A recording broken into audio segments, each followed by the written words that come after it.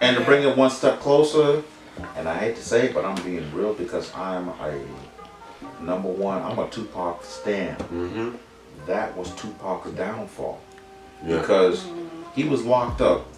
He didn't have enough money to pay his bail because of all the previous shit he was spending his money on to avoid jail. In comes the devil, Suge. I'll pay your bail, but come do some albums for me. I bet. False sense of loyalty. West Side is the best side of West. People were cutting him off left and right. People he thought that he was down with or whatever. When he got caught up in Clinton over that fucking sexual abuse charge, people were cutting him off. Very few people were still in his corner. Jada Pinkett, fucking Daniel Danza, Madonna, very few. But like them thorough people he thought was down with him, cut him off and was even talking shit about him on the radio. So when Suge came, it was like, I'll pay your bail, just sign with Death Row Records, we can make some music, make some magic. Death Row Records was toxic as fuck. But because of a false sense of loyalty, he was there when other people weren't. I'm gonna rob with you, I'm gonna ride with you, MOB, this, that, and the other. He just didn't know how real that shit was to them niggas out there. And being too real to people, like if you're a really good person, because you can tell like in his soul, like he had something. We all know that, but being too loyal to people, he would have been a politician because of that Black Panther training he had. He would have been a politician. But for the simple fact of his false sense of loyalty and getting caught up in some bullshit where it didn't really have nothing to do with him, but he had to represent. He was doing that before. And then but he took it to the next level when he made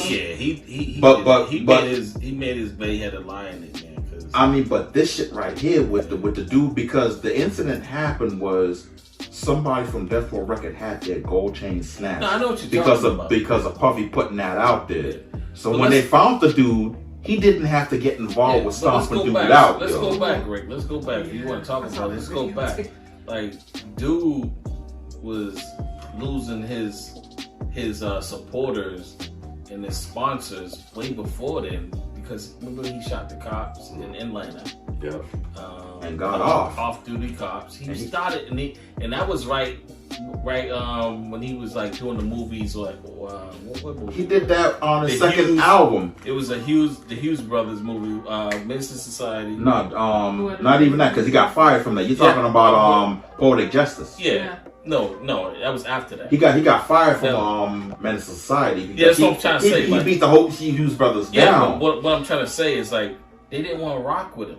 Like he already just put it out there. Like like people don't want to fuck with him. That was his second album when Sticking for My Niggas came out. When that shit happened. So he was on a decline before he went to jail. So what did I say? When Tupac again. When I told you when Bone was actually in the Breakfast Club, Busy Bone, he distinctly said, and I remember Charlamagne the God asked him, he was like, "What was it like working with Tupac?" And what did he say? He said it was off the hook, but he said you can tell like this man's mentality was aggressive, like there was no tomorrow. And he said he knew right there at one point that this man was going to die. He said it is what it was. He said he knew it. If you listen to Pac's music though, if you're a real Tupac fan and listen to his music, he predicted that he wasn't going to live to see 30. Yeah, he was just too aggressive because of how he was. That's his mentality. Yeah. Here's the thing: when you get aggressive like that, it's normally because, especially in his situation, he thought people were loyal to him. When you figure out that those people are no longer loyal to you, it changes you as a person. Your mentality. Not to say that it's right. You turn into kind of like a non-conscious rapper, more gangster rap.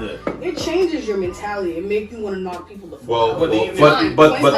But that's what happened with them because again, to bring it back to what I was saying, that false sense of loyalty. Because before he was a conscious rapper and he was hardcore, but when he signed to Death Row Records, that's when he became a gangster rapper out of loyalty to Suge. Because what he was also trying to do was fulfill that record contract. He got signed for 3 albums. He banged out 2 of them with All Eyes on Me and then Machiavelli the Dawn. So then he was about to start his own record label, Machiavelli Records, because he saw how Suge was beating him. His mom's even got a lawyer, was trying to open up them books on how they was beating him, because every time he spoke on, I should have been getting more money because this one double album I did went like 4 times platinum in 1 month. Why am I still broke?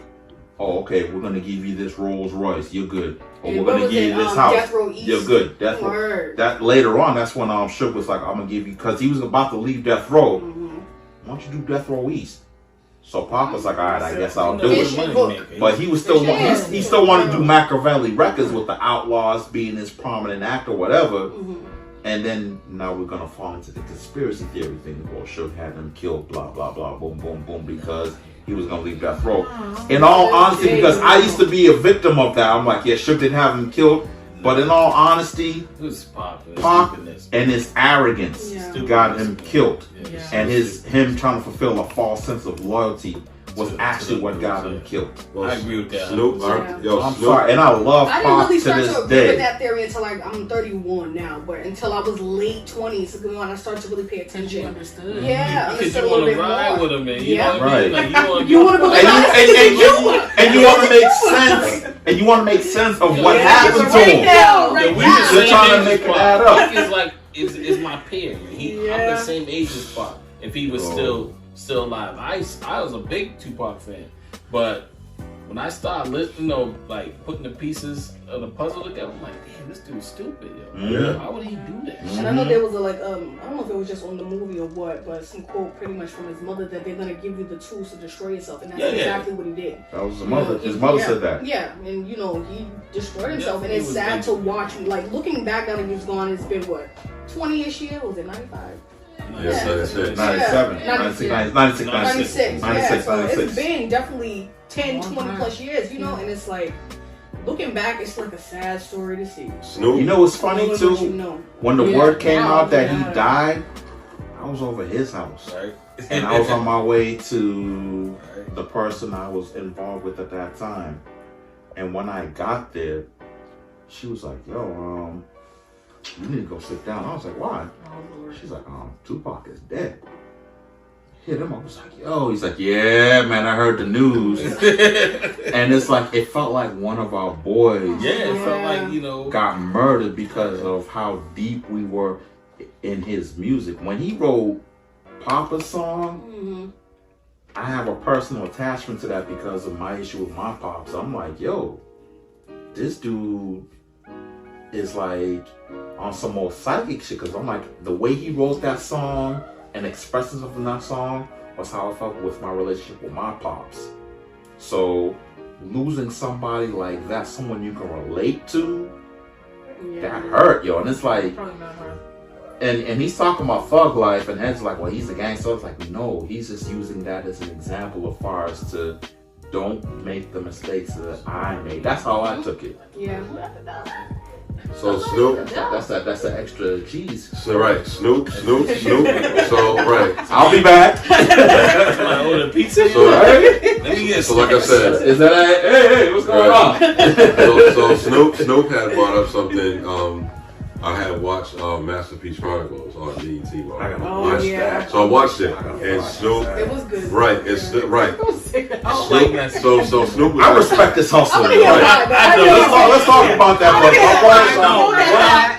let's I was in a lift of hell. Oh my God. Let's hear what Sean got to say about that. But I want to hear what JK got to say about that. So Snoop basically brought up a good point. He said he knew that basically Tupac was always like highly aggressive, and he did say it got worse from the moment when he actually got out of jail when he signed with Death Row. He said the reason why he got like that was because of obviously what happened when that night when he was in that studio in New York.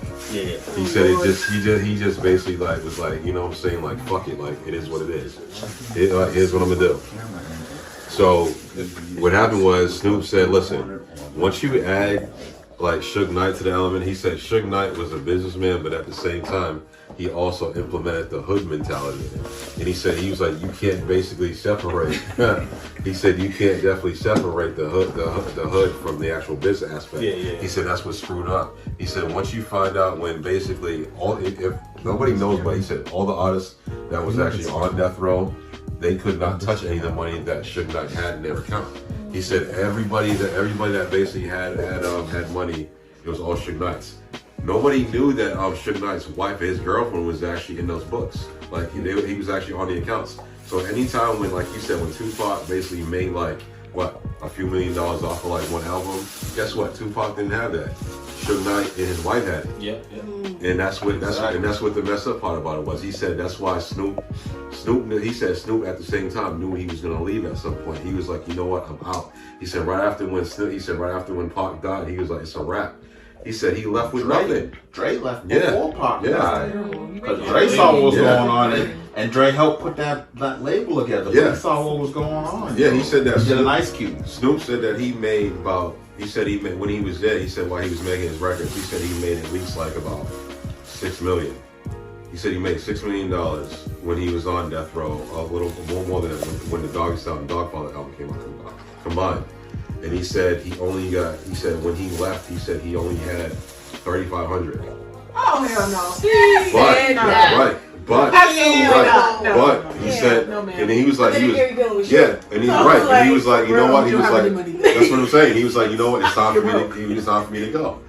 That's when like Snoop made the choice, was like, you know what, I'm leaving, because he knew eventually everybody was kind of like on their way out. Hell, even MC Hammer was signed to death row for crying out loud.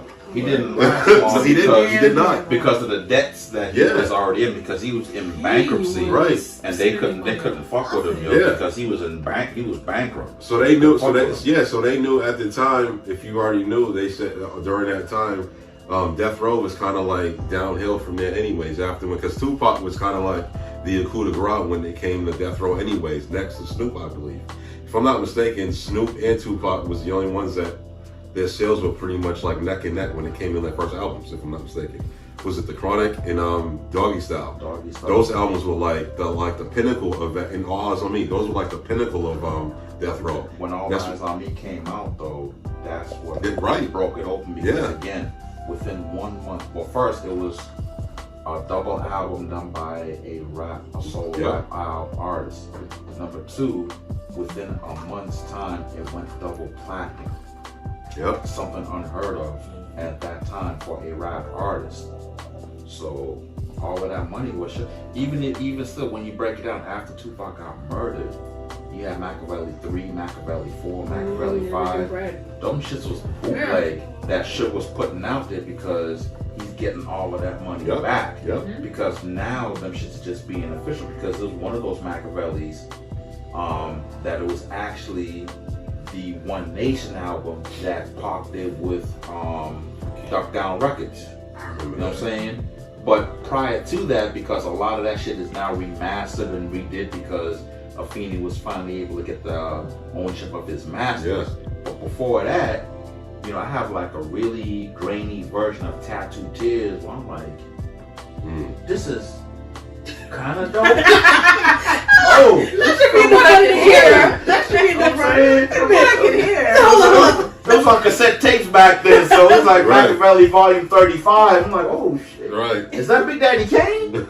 But now if you go on Duck Down Records, the One Nation album is officially out, and it sounds pretty as hell because they cleaned it up and it's not a bootleg anymore.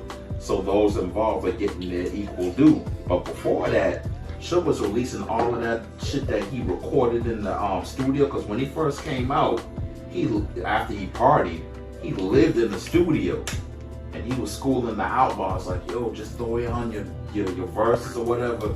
Let the engineers put the beats together afterwards, but we just throwing this down, boom, boom, boom. Suge released a lot of that shit bootleg so we can get that money back clean and uncut.